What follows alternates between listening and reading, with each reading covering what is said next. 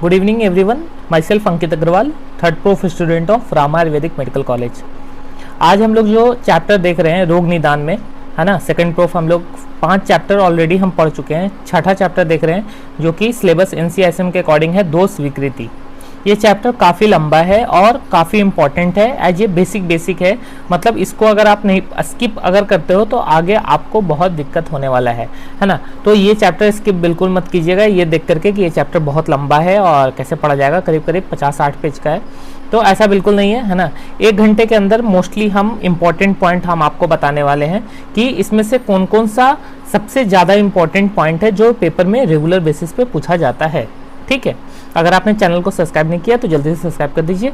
देखिए, सबसे पहले इसमें दिया हुआ है कि हम लोग क्या क्या पढ़ेंगे। निदान पढ़ेंगे, उसके हेतु पढ़ेंगे, ठीक है, परिभाषा पढ़ेंगे, पर्याय और उसके भेद हम लोग पढ़ेंगे। निदान शब्द की व्युत्पत्ति बताया गया कि निदान शब्द किस धातु से मिलकर के कैसे शब्द से मिलकर बना है।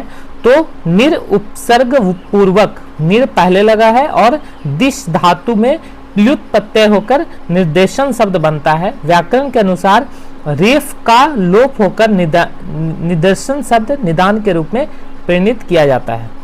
ये ऐसे उतना इम्पोर्टेंट नहीं है, चलिए आगे बढ़ते हैं। देखो, निदान की निरुक्ति जरूर याद रखना, है ना, चाहे कोई भी याद कर लो। व्याधि विनिश्चय चय करणम निदानम, यानी कि जिस उपाय से व्याधि का निश्चय किया जाए, मतलब आप डायग्नोसिस फाइनल निकाल दो, है ना, निश्चय कर लो तो किया जाए, उसे हम लोग क्या कहते हैं, निदान कहते हैं। या जिस व्याधि का ज्ञान कराया जाए उसे निदान कहते हैं। जिस व्याधि का पूर्णतः ज्ञान हो उसे निदान कहते हैं। कोई भी पढ़ लेना, ठीक है। परिभाषा बहुत इंपॉर्टेंट है। निदान पूछा जाता है कि निदान बताते हुए निदान के भेद बताइए। रोगों का आदिकरण को निदान कहते हैं, जो कारण उसका हो, काउज हो, क्या हो उसका, काउज हो, कारण हो, उसको हम लोग क्या कहते हैं, निदान कहते हैं। ठीक है। व्याधि की उत्पत्ति का हेतु निदान कहलाता है। कोई भी व्याधि उत्पन्न हो रहा है, कोई भी व्याधि आपको हुआ है तो उसका हेतु या कारण क्या है, निदान है। ठीक है। निदान को कारण भी कहा जाता है। करण और कारण दो अलग अलग चीजें हैं, तो निदान को कारण कहा जाता है। पर्याय पूछा जाता है, ठीक है, इसमें पर्याय पूछा जाता है निदान का, कि निदान का पर्याय क्या है। तो हेतु निमित्त कारण, हेतु निमित्त आयतन, कर्ता कारण प्रत्यय समुत्थानम निदानम, ये ऐसा करके श्लोक है। इसमें मुझे दिख नहीं रहा है, मे भी आगे हो, है ना। तो देखो, निमित्त, हेतु, आयतन, स्थान और प्रत्यय, ये जो है वो इसके पर्याय हैं। ठीक है। श्लोक डायरेक्ट आता है कि हेतु निमित्त आयतन कर्ता कारण प्रत्यय समुत्थानम निदानम। ठीक है, ये पर्याय हैं किसके, निदान के। तो MCQ में पूछा जाता है उत्थान और कारण। देखो बताया था हमने, यहाँ पे श्लोक है ही नहीं वो वाला जो मैं बोल रहा हूँ। ठीक है, आगे बढ़ते हैं। निदान के भेद कितने हैं, तो निदान के 3 भेद हैं, MCQ में पूछा जाता है। असात्म इंद्रिय संयोग, प्रज्ञापराध और परिणाम, 3 चीजें हैं। असात्म इंद्रिय संयोग, प्रज्ञापराध, यानी कि प्रज्ञापराध क्या होता है, जानबूझ के की जाने वाली गलती, और परिणाम, आपको पता है कि ये खाएंगे हम, मोमोज मान लो खाएंगे तो हमको कॉन्स्टिपेशन हो सकता है, ज्यादा हम रेगुलर खाएंगे तो और भी कॉम्प्लिकेशन हो सकते हैं, फिर भी आप खा रहे हो तो ये क्या है, प्रज्ञापराध है। आगे हम लोग देखते हैं डिटेल में कैसे क्या है।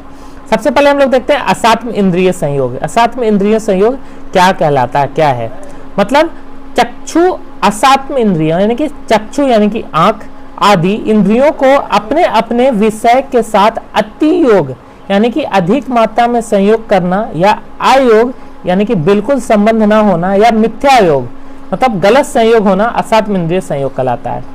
चाहे तो आप उसका बहुत ज्यादा खा लिए, या फिर अयोग यानी कि देखो, अति योग यानी कि अधिक मात्रा में ले लिए, अयोग यानी कि बिल्कुल संबंध ना होना, बिल्कुल नहीं, और मिथ्या योग यानी कि गलत मिला करके। जैसे मिथ्या योग में आजकल वो आ जाता है, क्या बोलते हैं, जो भी जूसेस होते हैं, जैसे कि मैंगो के जो भी जूस बनाते हैं हम लोग, है ना, आजकल कस्टर्ड जो हम लोग पीते हैं, कस्टर्ड, वो भी क्या है, वो मिथ्या योग में दूध और फल को मिला रहे हैं, तो वो गलत, मिथ्या योग के आयुर्वेदा के अनुसार वो गलत है। ठीक है, वो हो गया। प्रज्ञापराध मतलब जानबूझ के की जाने वाली गलती। इस प्रकार के त्रिविध विकल्प यानी कि अतियोग, आयोग और मिथ्यायोग, और त्रिविध कर्म यानी कि वाणी, मन और शरीर से किए जाने वाले कर्म प्रज्ञापराध समझना चाहिए। ठीक, और प्रज्ञापराध और परिणाम यानी कि काल, तो काल को ही परिणाम कहते हैं। काल यानी कि ऋतु, कौन सी ऋतु में आपको क्या खाना है, कौन सी ऋतु में आपको क्या नहीं खाना है। इसमें देखो काल यानी कि ऋतु का हीन होना मिथ्या योग व अति योग की उत्पत्ति का कारण होता है। ठीक है, तो निदान के 3 भेद हैं, असात्म इंद्रिय संयोग, प्रज्ञापराध और परिणाम। ये बहुत इंपॉर्टेंट है। निदान पूछा जाता है कि निदान के निरुक्ति तथा उत्पत्ति बताते हुए परिभाषा एवं उसके भेद लिखिए, 5 नंबर में आपसे पूछ लिया जाएगा। आगे बढ़ते हैं। ठीक है, अलग अलग आचार्य ने अलग अलग देखा। हरिश्चंद्र मत के अनुसार 4 बताएं, सनिकेश, विपकेश, व्यवचारी और प्रधानिक। ये एमसीक्यू में पूछा जाता है, अगर आप लिख सको। ठीक है, तो इसके भेद इंपॉर्टेंट है, पूछा जाता है। मैं इतना डिटेल नहीं पढ़ाऊंगा। देखो अभी आपका एग्जाम भी है तो ठीक है, बट आगे देखते हैं, है ना। मधुकोश टीकाकार ने अलग अलग आचार्य ने अलग अलग बताया है। 3 भेद बताया है, दोष हेतु, व्याधि हेतु और उभय हेतु, है ना। पर एक वाला आप वो वाला याद रखना, अन्य भेद से भी है, उत्पादक हेतु और व्यंजक हेतु। फिर अन्य भेद भी है, ब्राह्य हेतु और अभ्यंतर हेतु। देखो अभ्यंतर हेतु। ठीक है, तो निदान के भेद किसी एक के अनुसार आप याद रखना, सबका याद करना जरूरी नहीं है। ठीक है, अगर आपको याद हो जाता है तो अच्छी बात है। हम लोग आगे बढ़ते हैं। देखो गति भेद से है ना, ब्राह्य, मध्यम, अभ्यंतर। अवस्था भेद से क्षय, वृद्धि, सम। अग्नि का वर्णन हम लोग देखते हैं। अग्नि, तो अग्नि का पर्याय अनल है, हिरण्यकेश है, पावक है और व्रही पूछा जाता है। ये प्रमुख संदर्भ कहाँ कहाँ मिलता है आपको अग्नि के बारे में पढ़ने के लिए, तो चरक चिकित्सा स्थान यानी कि वॉल्यूम 2 में चैप्टर 15, सूत्र स्थान चैप्टर 46 में आपको अग्नि के बारे में मिलेगा। चरक विमान स्थान में आपने जरूर पढ़ा होगा, और सूत्र स्थान चैप्टर 35 में मिलता है। कितने जगह रेफरेंस अग्नि के बारे में मिलता है। अग्नि के कितने भेद बताए गए हैं, अग्नि भी बहुत इंपॉर्टेंट है, पूछा जाता है। ठीक है, तो अग्नि के जठराग्नि, भूताग्नि और धाताग्नि। जठराग्नि यानी कि पेट में जो हमारी पंचमहाभूत से बनी हुई है, और पंचमहाभूत करें, जठराग्नि माने जो हम लोग खाना को पचाता है वो जठराग्नि। भूताग्नि मतलब पंचमहाभूत, 5 चीजें हैं। और धाताग्नि मतलब धातु, रस, रक्त, मांस, मेद, अस्थि, मज्जा, शुक्र, 7। तो टोटल कितना हो गया, 7, 5, 12, 1, 13। चक्रपाणी के अनुसार 13 भेद। ऐसा पूछा जाएगा कि अग्नि के 13 भेद किसने बताए हैं, या चक्रपाणी ने अग्नि के कितने भेद बताए हैं, तो आपको 13 मारने हैं। ठीक है, 2 भी लोग माने हैं, सामान्य अग्नि और विषम अग्नि। सामान्य अग्नि क्या होता है, स्टोमच व इंटेस्टाइन में होती है, और विषम अग्नि पैनक्रियाटिक जूस या बाइल जूस के नियंत्रण करती है। ठीक, आगे बढ़ते हैं। आयु, वर्ण, बल, स्वास्थ्य, उत्साह, शरीर की वृद्धि, प्रभा, ओज, तेज, अग्नियों तथा प्राण, ये सभी देह में स्थित अग्नि के तीव्र होने पर अपनी स्थिति बनाए रखते हैं, अर्थात वह जठराग्नि शांत हो जाती है, अर्थात बुझ जाती है तो मनुष्य मर जाता है। किसी की भी जठराग्नि अगर बुझ गई तो आदमी का सीताराम हो जाएगा। अग्नि दुष्टि के क्या हेतु हैं, है ना। हेतु मतलब काउज है, किस कारण से अग्नि दूषित हो रहा है, तो आप ज्यादा खा लिए या बहुत कम खाए या बहुत ज्यादा खा लिए या अपथ्य खा लिए, ये सब लिखा होगा। देखो ना, बता रहा हूं। देखो आहारज और विहारज, अधिक द्रव्य सेवन, बहुत ज्यादा पानी पी लिए तो अग्नि कम हो जाएगी। किसी से आप ईर्ष्या कर रहे हो, अग्नि कम हो जाएगी। केवल विंसुक अन्न खा रहे हो, सूखा अन्न खा रहे हो, अग्नि कम हो जाएगी। भय के कारण, पिंड रूप में किया हुआ भोजन, बहुत छोटा। फिर द्रव आदि से गीला नहीं हो, मतलब लिक्विड ना हो, वो भी शुष्क भोजन, सूखा हो, विरुद्ध भोजन, विष्टम्भी भोजन मतलब जो दूषित भोजन है। अति जल पीने से, बहुत पानी भी, देखो excess of everything is bad, पता है ना तुम लोग को। हाँ, तो ज्यादा पानी नहीं पीना है। आप 20 लीटर पी लोगे पानी तो कोई गोरा नहीं हो जाओगे। ठीक है, तो अति जल पीने से, विस्मासन करने से, अभी खाए फिर 2 मिनट बाद खा लिए, फिर आधे घंटे बाद खा लिए, फिर 2 घंटे बाद खा लिए, फिर खा लिए, तो विस्मासन करने से। वेग धारण करने से, जो वेग धारण बताए जैसे मूत्र है, पूरिस है, ये सबको धारण नहीं करना है। और स्वप्न विप्रेय, स्वप्न के उल्टे, ईर्ष्या, क्रोध, लोभ, दंता, ये पूछा जाता है यार, अग्नि, है ना। तो अग्नि ये इंपॉर्टेंट है। ठीक है, अग्नि दुष्टि के भेद व लक्षण कितने होते हैं, तो देख लो सब। एक होता है तीक्ष्णाग्नि, मंदाग्नि, विषमाग्नि और समाग्नि, बहुत इंपॉर्टेंट है ये टॉपिक, है ना। तो 4 भेद बताए गए। पित्त की दृष्टि होती है, मंदाग्नि में कफ की दृष्टि होती है, ये एमसीक्यू में पूछा जाएगा आपसे। ठीक है, कुछ जगह मंदाग्नि में किसकी दृष्टि होता है, वात, पित्त, कफ, तीनों, तो कफ में होती है मंदाग्नि में, ऐसे। आगे बढ़ते हैं। देखो ये मैं डिटेल नहीं पढ़ा पाऊंगा, है ना, तीक्षाग्नि, मंदाग्नि, विषमाग्नि, वो आप लोग अपने से पढ़ लेना। बट अग्नि आपको पूछा जाता है, जैसे निदान के भेद एक क्वेश्चन हो गया, निदान की व्युत्पत्ति बताइए एवं निरुक्ति बताते हुए परिभाषा तथा उसके भेद बताइए। तो किसी एक आचार्य के अनुसार आप उसका भेद लिख देना। हमको सबसे अच्छा तो असात्मनिर्देश संयोग, प्रज्ञापराध और परिणाम वाला लगता है, और आराम से याद भी कर सकते हो, तो वो वाला लिख देना। उसके बाद अग्नि आता है, तो अग्नि के बारे में आपसे मोस्टली एमसीक्यू पूछा जाता है, क्योंकि सबको पता होता है कि अग्नि के बारे में सारे बच्चे लिख सकते हैं, है ना। तो मोस्टली कितने अग्नियां होती हैं पूछ लेगा, धात्वाग्नि कितने होते हैं, जठराग्नि कितने होते हैं, और ये पूछ लेता है कि तीक्ष्ण अग्नि में किसकी दृष्टि होती है, तो पित्त की दृष्टि होती है। ठीक, चलो हम आगे बढ़ते हैं। देखो मंदाग्नि है ये, है ना, विषमाग्नि है और ये समाग्नि है, ये आप लोग पढ़ लेना। जठराग्नि, भूताग्नि एवं धाताग्नि का महत्व क्या है, तो आप अगर अग्नि आपका अगर धाताग्नि नॉर्मल अगर नहीं होगा बॉडी में, तो आपका खाना जब नहीं पचेगा तो सारी धातुओं का नॉरिशमेंट नहीं हो पाएगा। सब जब सारी धातु का नॉरिशमेंट नहीं हो पाएगा तो क्या होगा, ओज का क्षय होगा, और जब ओज का क्षय होगा तो आपके प्राण नहीं बचेंगे, है ना। तो इसमें ऐसा है, देखो बताता है, देखो बताता हूँ। शेष सभी अग्नियों की वृद्धि होती है और इसके क्षय होने पर सभी अग्नियों का क्षय होता है। इसे विधि पूर्वक उचित पान ईंधन का प्रयोग करना चाहिए। पाचन अग्नि के स्थित पर शारीरिक बल एवं दीर्घायु की प्राप्ति होती है। पाचन अच्छा रहेगा तो आपको ज्यादा दिन आप जी सकते हो, है ना। चलो आगे बढ़ते हैं। देखो ये थोड़ा सा पढ़ लेना, ये इंपॉर्टेंट है, ठीक है। एमसीक्यू में बहुत पूछे जाते हैं कि अवस्था पाक कहाँ स्थान है, दोष की प्रधानता और भाव उत्पत्ति क्या है। जैसे देखो एक चीज बता दूं, मधर 3 गो होता है, मधर कर मधुर, अम्ल और कटु 3 है। तो मधुर क्या होते हैं, अमाशय में होते हैं, अम्ल भी अमाशय में होता है, कटु पक्वाशय में होता है। यहाँ से एमसीक्यू पूछा जाता है, आएगा ही आएगा। मधुर में क्या होगा, कफ, ऑब्वियस सी बात है कफ होगा। अम्ल में पित्त थोड़ा होगा, और कटु में वात होता है, ठीक है, ये पूछा जाता है। अग्नि बहुत इंपॉर्टेंट है, अग्नि पर एक प्रॉपर चैप्टर है फाइनल ईयर में, पता है। इसलिए अग्नि अच्छे से पढ़ना। आप सोचेगा अग्नि में क्या ही है यार, देखो केदारी कुल्या न्याय, खेल कपोत न्याय सब आपने पढ़ा है, एकाकाल धातु पोषण है, सब अग्नि का खेल है। आपको अगर अग्नि पूछा जाता है ना तो ये सब आप लिख सकते हो, ये खेल कपोत न्याय, एकाकाल धातु पोषण न्याय, केदारी कुल्या न्याय, क्षीरदधि न्याय लिख सकते हो आराम से। दोष की विकृति, दोष वृद्धि, क्षय, प्रकोप एवं समान निदान क्या हो सकता है। मान लीजिए जो आपका दोष है वो बढ़ गया, क्षय हो गया, कम गया, आपने क्रिया शारीर में पढ़ा होगा, है ना। तो देखो निरुक्ति है, दुष्यंती इस दोषा, मतलब जो दूसरे को दूषित करता है उसे हम लोग दोष कहते हैं। जो दूषित करता हो, यानी कि जिसको दूषित कर रहा हो, धातु को दूषित करे, मल को दूषित करे, उन्हें दोष कहा जाता है, ठीक। वात, पित्त और कफ 3 दोष होते हैं, आपको पता है, ये शारीरिक दोष है। और मानसिक दोष रज और तम होते हैं, ये आपको पता है, मुझे समझाने की जरूरत नहीं है।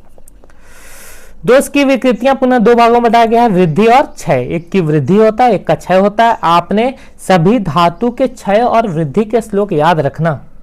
फर्स्ट ईयर में आप लोग को बहुत अच्छे से पढ़ाया गया है। स्पेशली मैं बात करूं अगर रामा में, तो डॉक्टर रंजना मैम ने एक एक बच्चे को याद करवाया होगा, जहां तक मुझे पता है। हम लोग में तो सारे बच्चों को उन्होंने रटवा दिया था, मुझे याद था, अभी याद है कि नहीं मुझे नहीं पता, बट मोस्टली याद है मुझे, है ना। तो आप लोग को बिल्कुल याद होना ही चाहिए। तो क्षय वृद्धि का श्लोक आपको सबके याद होना चाहिए, ठीक है। देखो वात वृद्धि, पित्त वृद्धि और कफ वृद्धि का दिया हुआ है कि कब क्या खाने से क्या होता है, ठीक है। वृद्धि के भेद दिए हुए हैं, वात दोष के दिए हुए, वात दोष पड़ जाएगा तो क्या होगा, बेसिक याद रखा करो यार, है ना। वात के भौतिक गुण क्या है, तक्त, रुक्षो, लघु, शीत, खरा। देखो रुक्ष है, लघु, शीत है, लघु है, सूक्ष्म है। देखो हम श्लोक बोलते हैं तत्, रुक्षो, लघु, यहाँ पे दिया होगा यार, नहीं दिया गया। तत्, रुक्षो, लघु, शीत, खरा, सूक्ष्मो, चल, अनिला। देखो विशद है, खर है, दारुण है, चल है ना। वात का संचय, प्रकोप, प्रशमन वाला एक चार्ट इसमें बना हुआ होगा, मैं दिखाता हूं आगे, वो बहुत इंपॉर्टेंट है। कौन सी ऋतु में कौन सा दोष जो है वो, जैसे अभी वर्षा ऋतु चल रहा है तो वर्षा ऋतु में पित्त का संचय होता है, ठीक है। जैसे देखो आहार में रुक्ष द्रव्य का अति सेवन करोगे, तीक्ष्ण द्रव्य का अति सेवन करोगे, अति शीत लोगे तो गबड़ाते हैं, ठीक है। ये सब एक बार समझने वाली चीजें हैं, ठीक है। पित्त का दिया हुआ, पित्तम, सस्ने, तीक्ष्णम, लघु, विश्वम, शब्दव्यम। देखो दिया हुआ स्निग्ध, उष्ण, तीक्ष्ण, द्रव्य, अम्ल, है ना, विषद, नील, पित्त। एक चार्ट दिया होगा, नहीं दिया होगा तो मैं बता दूंगा, है ना। इस वीडियो के लास्ट में मैं डाल दूंगा कि कब कौन सा बढ़ता है कौन सा घटता है।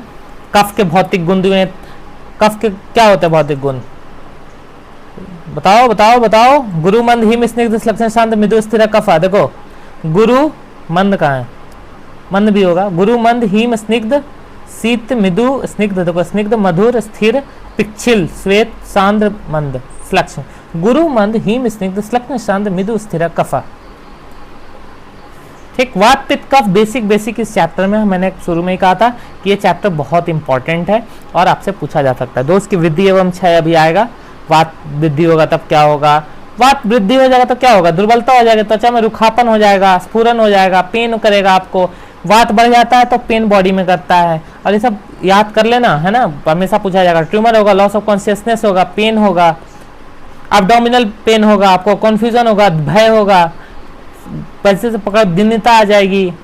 क्षय होगा तो क्या होगा, तो उसका उल्टा कर दो। वात पित्त कफ के क्षय और वृद्धि के अगर आपके श्लोक नहीं याद होते हैं तो आप हिंदी में याद करो। जैसे वात शरीर में बढ़ा है तो क्या क्या होगा, वात बढ़ने से रुक्षता आती है, आप ऐसे करोगे तो लाइन खींचा जाएगा। बॉडी पेन करेगा, है ना, इसमें क्या क्या दिया, देखो क्रिश हो जाएगा, पतला हो जाएगा। वात वाले लोग बहुत मतलब जो ज्यादा बोलते हैं वो पतले होते हैं, है ना, अग्नि कम जाएगी, ऐसा। पित्त वृद्धि के 6 लक्षण, देखो वात पित्त कफ आप लोग पढ़ लेना, आप लोग पढ़ के आए हो, मुझे अलग से पढ़ाने की जरूरत नहीं है ना। तो आगे बढ़ते हैं, आगे बढ़ते हैं। वायु प्राणुदान समान व्यान अपान आपने पढ़ा होगा, मैं इंपॉर्टेंट बता देता हूँ इसमें क्या आपसे पूछा जा सकता है।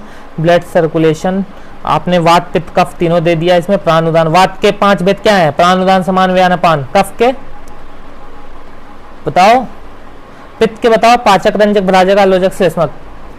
क्या है, पाचक रंजक भ्राजक आलोचक और 5 भेद है यार, पढ़ लेना, ठीक है, भूलना नहीं। आगे बढ़ते हैं। आस्यप कस पूछा जाता है।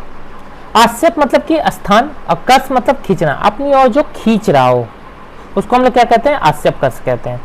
वृद्धि हुई प्रकुपित वायु द्वारा अपने स्थान पर स्थित सम दोष को पित्त या कफ को खींचकर अन्य दोष पर ले जाना आस्यप कस कहलाता है। ये क्वेश्चन आ गया था, मुझे पेपर में पता नहीं चल पा रहा था कि पेपर में आया कहाँ से क्वेश्चन, है ना, क्योंकि मैं कंफ्यूज हो गया था और फिर बट थैंक्स टू गॉड पास हो गया।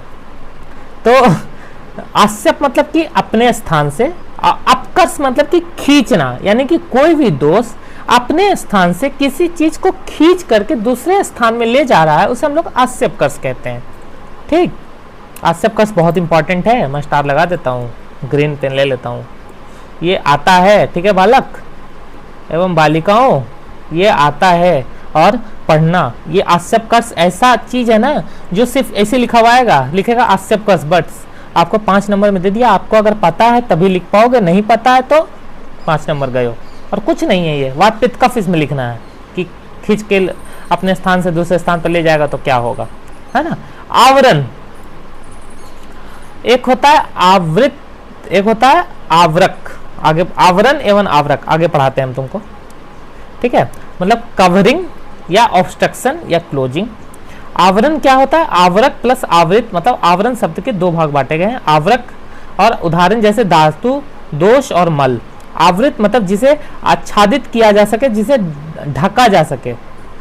जैसे ये पेन है और ये मेरी टी शर्ट है, यहाँ पे बगल में रखी है, इसको हमने ऐसे ढक दिया, ठीक है, तो आवृत कौन है, आवृत कौन है, पेन से, इस टी शर्ट से हमने इस पेन को ढक दिया है। ये पेन मेरा जो डिजिटल पेन है इसको हमने ढक दिया इस टी शर्ट से, तो आवृत कौन है, पेन भाई, जिसे ढका गया है। मान लो फॉर एग्जाम्पल मेरे पास कोई बॉल है, उसको हमने एक कटोरे से ढक दिया, तो बॉल जो हुआ, बॉल गेंद, वो आवृत हुआ, और उस कटोरा जिससे हमने स्टील के बर्तन से हमने ढका है वो क्या है, आवरक।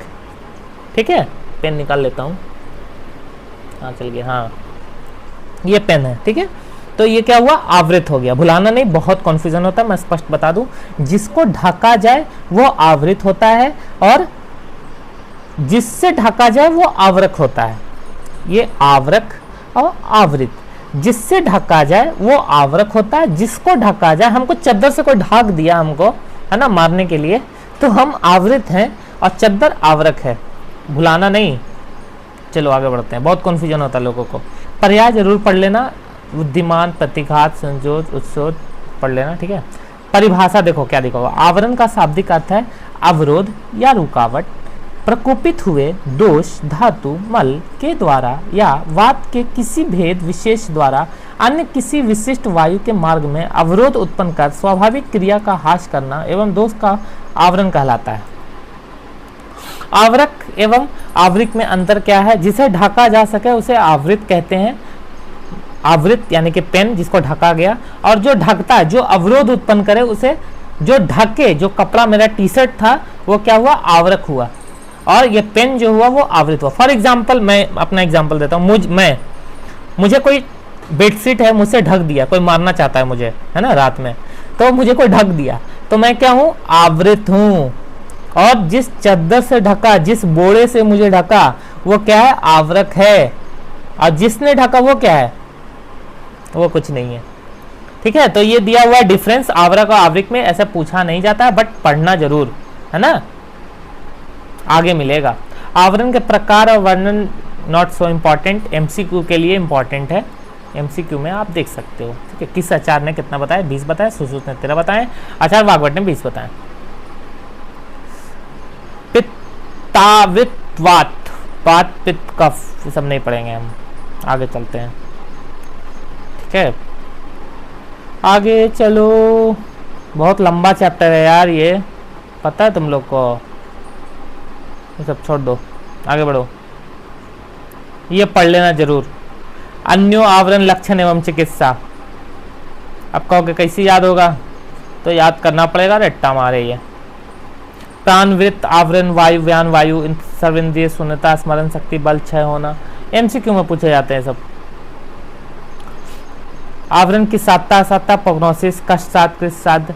आवरण का महत्व क्या है ये देख लो। ठीक है, आवरण का महत्व क्या है? तो आवरण को असंख्य भेद बताए गए, इनमें से कुछ आवरण का वर्णन तो संहिताओं में मिलता है, शेष का आवरण का ज्ञान तर्कपूर्ण विचार करना चाहिए। सभी वायु के आश्रय स्थानों का विचार कर उनके कर्मों का वृद्धि या हानि की तुलना कर उन आवरण के लक्षण समझना चाहिए। मतलब कहा गया है कि आवरण के भेद जो है वो असंख्य बताए गए हैं, लेकिन इनमें से कुछ का वर्णन आपके संहिताओं में मिलता है, और शेष आवरण जो बचे हुए हैं उनको विचार करके बताया गया है ना। और आपको भी विचार करना चाहिए, सभी प्रकार के वायु के आश्रय स्थानों पर विचार करके उनके कर्म और उनके वृद्धि और उसके हानि को तुलना करके आवरणों के लक्षण को समझना चाहिए।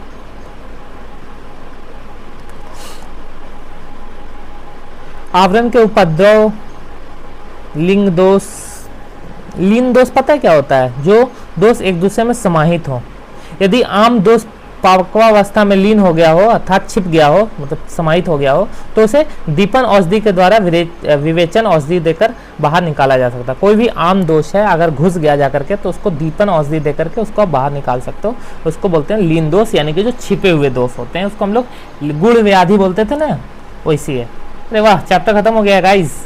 देखो ये पढ़ लो, थोड़ा सा मैं पढ़ा देता हूँ। लिन दोष क्या होते हैं? कभी पूछ लेता है। लिन दोष वो होते हैं जो छिपे हुए हों। देखो यहाँ पे क्या कहता है, यदि आम दोष, कोई भी आम है, आम समझ आता है, मैंगो नहीं, आम दोष, यदि आम दोष पक्वाशय में लीन हो गया हो, वहां जाके बैठ गया हो, अर्थात छिप गया हो, तो उसे दीपन औषधि, दीपन औषधि का आप लोग कमेंट में नाम बताइएगा, कौन से ऐसे द्रव्य है जो दीपन करता है ना, कौन से ऐसे द्रव्य हैं जो दीपन करता है, बताइएगा नाम। बहुत फेमस टैबलेट्स है।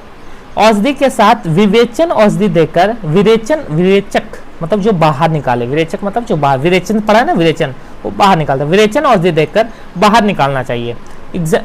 अर्थात आचार्य सुश्रुत ने विषम ज्वर का वर्णन करते हुए कहा है कि विषम ज्वर में नित्य बना रहता है, परंतु कई बार वेग अतिक्रांत या वेग के समय ज्वर ना आना हो जाना ऐसा प्रतीत होता है। ज्वर ठीक हो गया हो, मतलब वेग आया, उसमें ज्वर नहीं आया तो आपको लगता है कि ठीक हो गया, परंतु वो धातुओं में जाके छुप गया होता है और फिर कुछ दिन बाद वो निकलता है, तो उसे हम लोग लीन दोष कहते हैं। देखो क्या दिया हुआ है, यदि ठीक, मैं देख रहा था कि मैं वो स्क्रीन रिकॉर्डिंग ऑन है कि नहीं। क्या हुआ था एक बार, मैं पूरी लेक्चर बहुत मेहनत से रिकॉर्ड किया था और स्क्रीन रिकॉर्डिंग ऑन नहीं हुए थे, तो मुझे बहुत तेज का झटका लगा था 440 वोल्ट का, है ना। मैं वही अभी चेक कर रहा था कि ऑन है कि नहीं। ऑन है भाई, ऑन है। यदि ठीक उसी प्रकार जैसे ईंधन यानी कि लकड़ी, नॉट लड़की, लकड़ी है ये, है ना, के जल जाने के पश्चात लकड़ी ठंडी होने से पहले अग्नि दिखाई तो नहीं देती, लेकिन ईंधन के अंदर ऊष्मा छिपी रहती है। कोई लकड़ी है, उसको आपने भिगा दिया, भिगाने के बाद उसको जलाओ, जल्दी जलता नहीं है, और जलता भी है तो अंदर से धीरे धीरे धीरे धीरे जल रहा होता, बट बाहर से दिखता नहीं है कि वो जल रहा है, बट अंदर तो अग्नि रहती है ना, तो वो छिपी हुई है, वो क्या है, लीन है। इसी प्रकार धातुओं में दोष, आपके जो धातु है, रस, रक्त, मांस, मेद, अस्थि, मज्जा, शुक्र, वहां दोष जो है वात, पित्त, कब जाके घुस के बैठ जाते हैं, छिप के बैठ जाते हैं, और वो जल्दी बाहर नहीं निकलते हैं, है ना। उसको हम लोग क्या करना पड़ता है, उसको हम लोग छापन, छापन शब्द आपने सुना होगा, बहुत इंपॉर्टेंट शब्द है छापन। उसको छापन यानी कि खरोच के निकाला जाता है ना। क्या दिया हुआ, इसी प्रकार धातुओं में दोष लीन छिपे रहते हैं, जिसे ज्वर महसूस नहीं होता लेकिन अंदर रहता है, जैसे कि कुष्ठ या फिर ज्वर। दोष क्या होते हैं, दोष जो होते हैं अंदर धातुओं तक जाकर के बैठ जाते हैं, और इतना कस के वो बैठे होते हैं कि आप नॉर्मल दवा जब देते हो तो वो बाहर नहीं निकल पाते, उनको छापन करना पड़ता है, यानी कि खरोच के उनको निकालना पड़ता है। ऐसी आपको औषधियां, ऐसे आपको एकल द्रव्य देने पड़ते हैं, है ना। आचार्य चक्रपाणी ने लीन दोष का व्याख्या इस प्रकार बताया है। लीन दोष उसे कहते हैं जो उत्क्लेशित नहीं हो, जो आपको दिखाई नहीं दे, अंदर तो हो लेकिन आपको पता नहीं चल रहा है ऊपर से। उत्क्लेशित दोष को शरीर से बाहर निकालना आसान होता है। जो दोष आपको ऊपर से दिख रहा है कि हाँ ऐसा है, तो आप देख लेते हो कि हाँ ये वात है कि पित्त है कि कफ है, उसके अनुसार दवा दिया, निकल गया। लेकिन जो आपको ऊपर से दिख ही नहीं रहा है कि ये कौन सी दोष है, तो आप उसको कैसे निकालोगे। तो परंतु लीन या अतिनिष्ठ दोष को शरीर का शोधन द्वारा बाहर निकाला जा सकता है। शोधन यानी कि पंचकर्मा थेरेपी। और आजकल हमारे रामा आयुर्वेदिक मेडिकल कॉलेज में बहुत पेशेंट आ रहे हैं, बहुत, है। मैं सेकंड प्रोफ वाले स्टूडेंट से यही कहूँगा कि आप जाओ पंचकर्मा और पेशेंट अभी से देखना स्टार्ट करो, है ना। फ्री क्लासेस रहता है यार, घूमने उमने का कोई मतलब नहीं है। 2 साल मस्ती किया ना, बस अभी पंचकर्मा जाओ, देखो पेशेंट, देखो क्या ट्रीटमेंट चल रहा है, थेरेपी कैसी होती है, वमन तो छोड़ दो, नॉर्मल सिरोधारा देखो, नश्य देखो, अभ्यंग देखो, स्वेदन देखो, है ना, बस्ती देखो, पेशेंट की कौन सी दवा दी गई है, क्यों ये दवा दिया गया है ना। तो देखो 2 साल मस्ती किया ना, फर्स्ट ईयर सेकेंड ईयर 2 साल पूरे, अब तीसरा साल चल रहा है, तो पढ़ने की बारी, है ना। अभी से लग जाओ वरना दिक्कत होगी। तो ये चैप्टर हमारा आज ख़त्म होता है, चैप्टर 6। आप कमेंट सेक्शन में बताइएगा कि आपको मैं सिर्फ इम्पॉर्टेंट बता दूं या फिर पूरी लेक्चर एक्सप्लेन करूं, है ना। जैसा आप कहेंगे मैं आगे के लेक्चर वैसे रिकॉर्ड करने की कोशिश करूंगा, और एक लेक्चर मैं वैसे डालूंगा कि मतलब चैप्टर 1 से चैप्टर 16 है शायद आपके फर्स्ट इंटरनल में, तो पूरे में हमने इंपॉर्टेंट बता देंगे, सिर्फ इंपॉर्टेंट ये आपके इंपॉर्टेंट है, यहाँ से एमसीक्यू आते हैं, यहाँ से शॉर्ट आते हैं, यहाँ से लॉन्ग आते हैं। मैं हो सकता है ये लेक्चर कल आपको मिल जाएगा इंपॉर्टेंट वाले। Thank you for watching.